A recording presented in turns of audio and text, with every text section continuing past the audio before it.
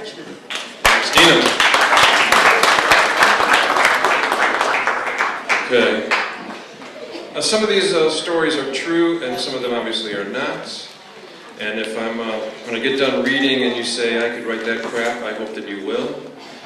Because without you having the courage to use your voice and write, there goes our freedoms, and we wouldn't have a library.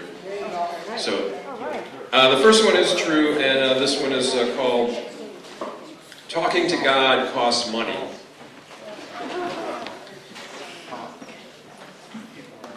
I was a young boy kneeling next to my mother in church when she started to get up, and I started to go with her. She turned towards me and said, "Stay kneeling." I asked her where she was going. She said, "I'm going to talk to God." I watched her walk up to the front of the church. She lit a candle and knelt down. Soon she got back, and I asked, "What did God say?" And she said, "Be quiet." We went back to kneeling and praying. A few days later, I was driving by the church on my bike. I decided to stop. I found the doors open and I went in. I walked up to the candles, and there were small ones and large ones, and I started to light them all. I had a real bonfire going. I was going to have a real talk with God. And suddenly the priest was next to my side, and he asked, "Do you have the money for these candles?" And I put my hands in my pockets and brought out the empty pockets, and he started to put out the candles. And I learned that day, it costs money to talk to God.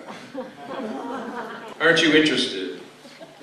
He said, "Hi." She said, "Try somebody else." He said, "My name is Love." And she said, "I've heard that before." He said, "This time it's real." She said, "I've heard that before too." He said, "I know you're the one." And she said, "For what?"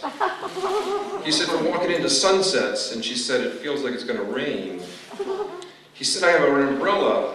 And she said, "It's not big enough for the both of us." He said, "I'd use it to cover you." And she said, "I don't want to feel guilty." He said, "It was nice talking to you." And she said, "What's the matter? You're not interested?"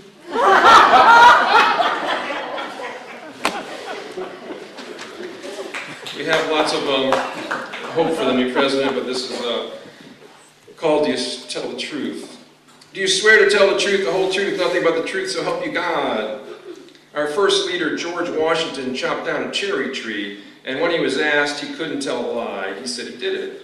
I'm supposed to use that as an example of a great leader's character, to never tell a lie.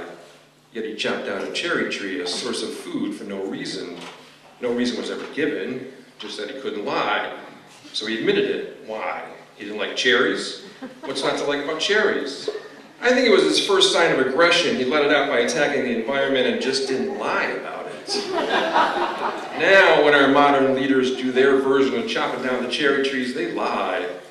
People know they chopped down the cherry tree. Our modern leaders respond, "There was never a tree there." It's established there was a tree there, and they knew nothing about it, supposedly. They then give their possible scenarios. The tree must have fallen down over by itself, maybe due to a powerful wind. When the evidence of wood chips are found where the tree used to be, they respond, "We have to do something about those pesky beavers." When they're informed that all the beavers have died, suddenly a Boy Scout is arrested, said to have been on drugs. Searching his room, it's reported he listened to music about Satan. Notes were found scribbled on hundreds of Girl Scout cookie boxes from the Girl Scout who sold him the cookies. The notes were rejections of his pleas for her to be his cookie. It's reported we have caught the terrorist. After hearing this on the news, I'm supposed to feel relieved. The problem has been solved. The guilty have been caught and will be punished. The next day, another tree is missing. Do you swear to tell the truth, the whole truth, so help you God?